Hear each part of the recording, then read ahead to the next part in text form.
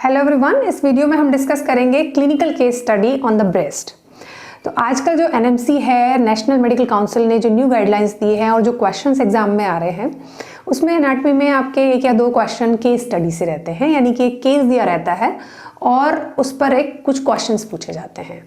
तो इतना घबराने की बात नहीं है, अगर आप उसमें क्वेश्चंस को पढ़ेंगे तो वो क्वेश्चन होते एनाटॉमी से ही हैं। ऐसा नहीं है कि वो कोई क्लिनिकल मेजर क्वेश्चंस होते हैं। हाँ, एक क्लिनिकल केस दिया रहता है जिससे कि आप मतलब इसको बेटर कोरिलेट कर सके कि जो एनाटॉमी के जो आपने स्टडी किया है और जो क्वेश्चंस किए हैं उसको पेशेंट्स देखने के लिए या फिर ट्रीटमेंट के लिए उसको कैसे आप यूज़ करते हैं, उनका क्या कोरिलेशन है। ठीक है, तो आप क्वेश्चन को पहले आप केस को स्टडी को अच्छे से पढ़िए, उसके क्वेश्चंस को पढ़िए और फिर उनके आंसर दीजिए। वो एग्जैक्टली आपके ज़्यादातर पोर्शन जो है वो सिंपल जो एनाटॉमी में आपने पढ़ाई करी है उसी से लिया गया है। ठीक है, तो क्वेश्चन का एक एग्जाम्पल हम ले लेते हैं कि कुछ इस तरह के क्वेश्चन आते हैं कि a 55-year-old female presented to the surgery OPD, okay, with hard painless lump in left breast, यानी ब्रेस्ट के लेफ्ट ब्रेस्ट में जो है हार्ड पेनलेस लंप है। तो एक तो आपको वैसे ही पढ़ते समझ आना चाहिए, हार्ड है और पेनलेस लंप है, यानी कि ये ब्रेस्ट कैंसर हो सकता है। ठीक है, on examination of breast reveal retraction of nipple, यानी कि आप इसको अंडरलाइन कर लो, क्वेश्चन में जो लाइन जो इंपॉर्टेंट पॉइंट होते हैं उनको क्वेश्चन को उन पॉइंट्स को अंडरलाइन कर लेना चाहिए। यानी कि उसमें रिट्रैक्शन ऑफ निप्पल मिला है, यानी कि जो निप्पल है वो रिट्रैक्टेड हो गया, या इसको हम इन्वर्टेड वर्ड भी हो सकता है एग्जाम में, इन्वर्टेड निप्पल, क्योंकि यानी कि जो निप्पल है वो पीछे की तरफ हो गया, रिट्रैक्ट हो गया, इन्वर्ट हो गया।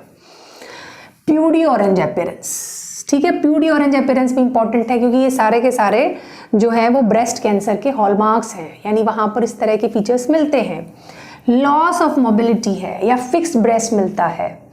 On examination of vertebrae irregular shadow at T6 T7, यानी कि इसका मतलब ये है कि T7 T8 T6 T7 पे जाके मेटास्टेसिस हो गया है, यानी कि जो कैंसर है वो वर्टिब्रा में भी फैल गया है, ब्रेस्ट कैंसर। ठीक है ना, तो इस क्वेश्चन को पढ़ने से आपको ये समझ में आएगा।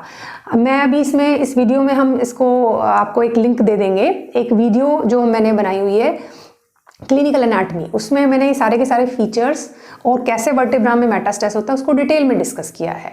तो आप इस क्वेश्चन के बेटर आंसर के लिए उसको पहले रेफर कर सकते हैं। ठीक है, अब यहाँ पर हम डिस्कस करने की कोशिश करेंगे कि एग्जाम में आपको कैसे आंसर लिखना है। तो जैसे क्वेश्चन आ जाता है what you understand by lump, जैसे हमने एक वर्ड यूज करा है कि ये पेशेंट जो है वो एक लंप के साथ है, तो लंप का मतलब क्या होता है। तो आप लिख सकते हैं कि लंप जो है वो एक थिकनिंग ऑफ ब्रेस्ट है या फिर एक मास इन द ब्रेस्ट है। So lump is a thickening of breast और अ मास इन ब्रेस्ट, यानी ब्रेस्ट में कोई मास मिला है। अब वो मास जो है आपका बिनाइन भी हो सकता है, यानी कि कैंसर नहीं है, और वो आपका मैलिग्नेंट हो सकता है, जिसको हम कैंसर कहते हैं। ठीक है, तो अब वो कैसे पता चलेगा कि भाई ये जो है मतलब बिनाइन है या फिर जो है वो कैंसरस है। जो यूजुअली बिनाइन होते हैं, बिनाइन जो कैंसर्स होते हैं ब्रेस्ट के, वो सॉलिटरी होते हैं, यानी कि वो सिंगल होते हैं। यूजुअली वो सिंगल में एक नोड्यूल मिलेगा, एक लंप टाइप का, एक मास टाइप का जो है सिंगल मिलेगा। वो फर्म होते हैं कंसिस्टेंसी में। फर्म का मतलब क्या है, वो छूने में ना तो बहुत सॉफ्ट होते हैं ना बहुत हार्ड होते हैं, उनकी बीच की कंसिस्टेंसी होती है। तो इसके लिए हम एक चीज़ यूज़ करते हैं, अगर लिप्स जैसा है तो ये सॉफ्ट हो गया, ऐसी कंसिस्टेंसी छूने पता चली है तो ये सॉफ्ट है, ऐसी कंसिस्टेंसी लग रही है छूने पे जैसे नाक पे होती है तो ये फर्म है, और अगर ऐसा लग रहा है जैसे यहाँ माथा को छूने से लगता है तो ये हार्ड है। ठीक है ना, तो सॉफ्ट, फर्म एंड हार्ड। तो जो बिनाइन ट्यूमर होते हैं वो फर्म लगते हैं, जो कैंसर ट्यूमर होते हैं वो हार्ड लगते हैं ब्रेस्ट के। ठीक है, तो सॉलिटरी होता है, फर्म होता है और ये मोबाइल होते हैं, यानी कि जब आप इसको छूते हो और इसको ऐसे करके देखते हो मोबिलिटी, तो मोबाइल होते हैं वो। जो कैंसर्स होते हैं या मैलिग्नेंट ट्यूमर्स होते हैं वो यूजुअली क्या होते हैं, वो सॉलिटरी भी हो सकते हैं, वो मल्टीपल भी हो सकते हैं। वो यूजुअली हार्ड होते हैं और वो फिक्स्ड होते हैं, यानी ब्रेस्ट को ही पूरा फिक्स कर देंगे। हार्ड होते हैं मतलब उनको छूने पर चलेगा, फिक्स है अंदर किसी स्ट्रक्चर से, मसल से फिक्स हो सकते हैं या अदर ब्रेस्ट टिश्यू से फिक्स हो सकते हैं। वो फिक्स्ड होते हैं और वो यूजुअली पेनलेस होते हैं, मतलब इनमें पेन नहीं होता, इसीलिए इनका डायग्नोसिस बहुत लेट होता है। तो यूजुअल जो ये डिफरेंटिंग फीचर है बिनाइन एंड मैलिग्नेंट कैंसर्स में वो ये होता है। बिनाइन कैंसर का एग्जाम्पल होता है फाइब्रो एडिनोमा, ब्रेस्ट का जो कैंसर है फाइब्रो एडिनोमा। ठीक है, तो क्योंकि हमारे इसमें आ रहा है कि पेनलेस है, हार्ड है लंप, इसका मतलब वो ब्रेस्ट कैंसर हो सकता है। तो हमारा जो what is your diagnosis and why, तो वो है हमारा ब्रेस्ट कैंसर। क्यों है? क्योंकि ये सॉलिड मतलब हार्ड है, फिक्स्ड है अंडरलाइंग स्ट्रक्चर से, पेनलेस है, और बाकी जो फीचर्स हैं जैसे रिट्रैक्शन ऑफ निप्पल, प्यूडी ऑरेंज और मोबिलिटी जो है वो लॉस हो रही है, ये सारे के सारे कैंसर्स में होते हैं। चांसेस जो है ज़्यादा चांसेस होते हैं कि कैंसर हो ये। अब इसको एनाटॉमी का एक क्वेश्चन हो गया कि भाई 3 मसल्स अंडरलाइंग द ब्रेस्ट, कौन सी 3 मसल्स हैं जो अंडरलाइन ब्रेस्ट को अंडरलाइन है, ब्रेस्ट के नीचे है। तो उसके लिए आप हमारी जो एनाटॉमी की जो मतलब पेक्टोरल रीजन में जो है ब्रेस्ट है उसके नीचे कौन कौन सी मसल्स होती हैं उनकी स्ट्रक्चर्स की वीडियो आप पढ़ेंगे, उसका भी लिंक मैं इस वीडियो के लास्ट में दे दूंगी। तो यूजुअली हमारा जो इसका आंसर होता है वो होता है पेक्टोरलिस मेजर मसल होती है, सीरेटस एंटीरियर मसल होती है, डिटेल में आप उसको दूसरी वीडियो से देख लेना, और इसमें एक्सटर्नल ऑब्लीक मसल होती है एब्डोमेन की। ठीक है, फिर क्वेश्चन आता है कि भाई anatomical basis retraction of nipple और प्यूडी ऑरेंज जो हो रहा है वो किस लिए है।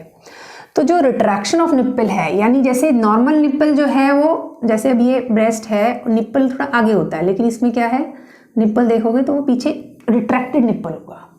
तो उसका रीजन होता है कि जो लैक्टिफेरस डक्ट है उसमें कैंसर का इन्फिल्ट्रेशन हो गया, यानी जो लैक्टिफेरस डक्ट है उसमें कैंसर की सेल्स चली गई और वो उसको कॉन्ट्रैक्ट करते तो निप्पल जो है पीछे हो जाता है। ठीक है, प्यूडी ऑरेंज का रीजन है कि जो सुपरफिशियल लिम्फेटिक्स हैं वो ब्लॉक हो गई है, there is a blockage of superficial lymphatics. तो सुपरफिशियल लिम्फेटिक्स के ब्लॉकेज होने से, ब्लॉक हो गई ना, तो ब्लॉकेज होने से क्या होता है, एडेमा हो जाता है। तो जो स्किन है ब्रेस्ट की वो ऐसी लगती है से ऑरेंज जो होता है उसकी स्किन हो, उसमें थोड़े थोड़े छोटे छेद होते हैं ना स्किन पे ऑरेंज की, वैसे ही छेद इसमें लगते हैं क्योंकि ये ब्लॉक हो गया, एडेमा हुआ, और जो वहाँ हेयर फॉलिकल्स के पिट हैं वो रिट्रैक्ट होने लगता है, पीछे अंदर की तरफ ट्रैक्ट होते हैं, तो आपको छेद नजर आते हैं। ठीक है, तो इस तरह के what is the route of metastasis in वर्टेब्री।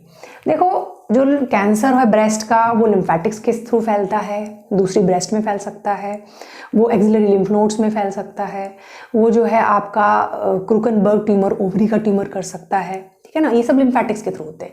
पर वर्टिब्रे में और ब्रेन में, जैसे यहाँ पे हमें पता चल रहा है कि इरेगुलर शेडो है T6 T7 में, तो इरेगुलरिटी का मतलब है वहाँ कुछ ना कुछ सेल्स आ गई है कैंसर की, मेटास्टेसिस हो गया। वो किस वजह से होता है, वो देखो उसका आंसर होता है कि ये वेन्स के थ्रू होता है। कौन सी वेन्स के थ्रू होता है, वर्टेब्रल वीनस प्लेक्सिस के थ्रू होता है। ठीक है, वर्टिब्रल वीनस प्लेक्सिस के थ्रू होता है। होता क्या है, जैसे हमने इसमें पढ़ा था कि भाई ये आपकी ब्रेस्ट है और यहाँ पे जो वो है वेसल्स भी हैं, और वेसल्स जो यहाँ पे नोड्स भी होती हैं और वेसल्स भी होते हैं यहाँ पे, वो कौन सी होती हैं, पोस्टीरियर इंटरकॉस्टल। तो पोस्टीरियर इंटरकॉस्टल वेन्स के थ्रू होता है एक्चुअली। पोस्टीरियर इंटरकॉस्टल वेन्स जाती हैं वर्टिब्रल वीनस प्लेक्सिस में, पोस्टीरियर इंटरकॉस्टल वेन से वर्टिब्रल वीनस प्लेक्सिस में, और वो वहां से जाता है वर्टिब्रा में एंड ब्रेन में। ठीक है, तो ये इसका वीनस रूट होता है। तो इस तरह के क्वेश्चंस आ सकते हैं। क्वेश्चंस आपके और भी हो सकते हैं, जो और फीचर्स हैं उन पर क्वेश्चंस आ सकते हैं। उसमें यूजुअली क्वेश्चंस मेस्टेक्टमी पे भी पूछ सकते हैं, लेकिन यूजुअली एनाटॉमी के क्वेश्चंस में नहीं पूछते। सर्जरी में जो है वो मेस्टेक्टमी पे क्वेश्चन पूछा जाता है।